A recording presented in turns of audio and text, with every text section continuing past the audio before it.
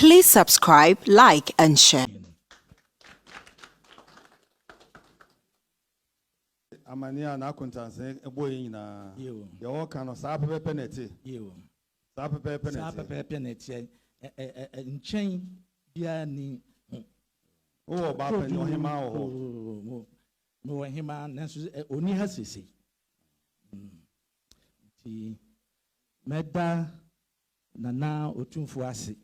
se ye ba ye wajen awawa tu na yeso nyoma ye de bre no wasum ewo odoso intimidana no otumfu ase mama na afishia panso ano akotwe abrem John o ampa du se na kofa apache brem wi ya na hia no ne ese ne nko bepe na kunu na no ye friend no ba yi kunu na cheze ma Kuntanase for hwete John enyina ne nam kwa so rawra no ono pogu frefre no na ka ha John eti breakers ne ka ye jin rawra for aba John ana ne o fa darma okofa wo mo so aba hwete ebi ka tibie ebi kwa ho nyina ebi ka ho ne John ati menipa na ofa de aba nti o sme de asese ya be kamensa John o se enra John ye ne ba ye onua no ote wa anye yie ma eno nti mediema akukufu oba ye nam se dabi se me sa de ama John se de aba so ono ansa anye ya wa tu John afi fiebra na afi Asanteman me hwe wi amehya ye na afi ma hwe de me ya ama ye John o me da na se me da o mu nyina so ase papa se ye hunu se ye nchini ni asa aba John atwea bo ho atwea ade ensuta atwea bo ho ne nam ntu ne Atweasin na ye kan we were say ntuta atwabo ho adakofo ne nam adakofo ndi eno ne ma atwea no edamu din so abeya Atweasin so say me ye Atweasin hene ewo Akuapim ebri na me nana no mo anemu na misi me nana a midina de a nidin da me so ye fe no nana intri kodua na intri kodua me am nana na midina de na de titino de o mo ka kire me no se ye ya asantefo a nkan titino a ye wo Kuntanase na bibinti ti se okono na me nana no start say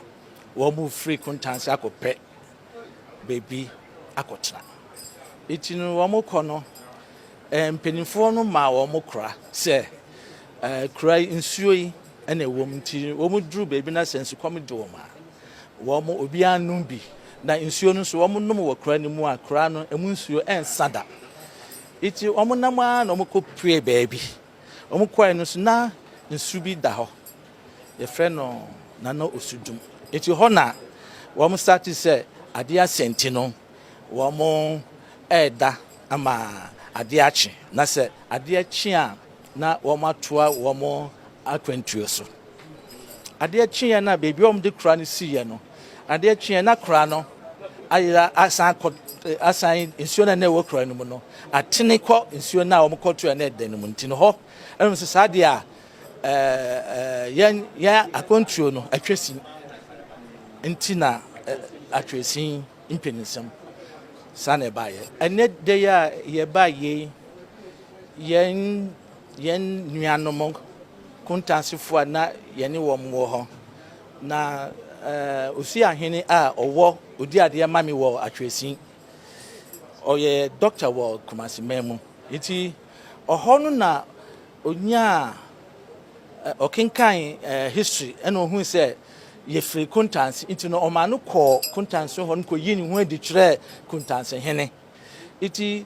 Kuntanase hene enam wo mo kasa no mo kan ye de odi true Kuntanase hene nim na o se oh and ye nyina no ye nipa ba Kuntisa dia obejini no awa tu iti doctor ba ye no na obeka twen se wo ko hu ye nuanom bebie ye free poti nti a ye wo ebri no Atweasin no nti Atweasin Kuntanase hene suma no ma no ba ye ho ema obeka asem kire yen wo Atweasin iti emu ho no na Kuntanase hene so ba Atweasin na emu ho no so na yen so ye se sadia ye beba Kuntanase na ya behwe bebi a yenchi efri iti no enu na ema odin edian ba ha se afe na Kuntanase hene ahyeda eyi ye ho adi a kire Nana Otumfo iti Nana Otumfo de na on sheda ehumi me wo amonone e wo Canada ntino em se oba ebri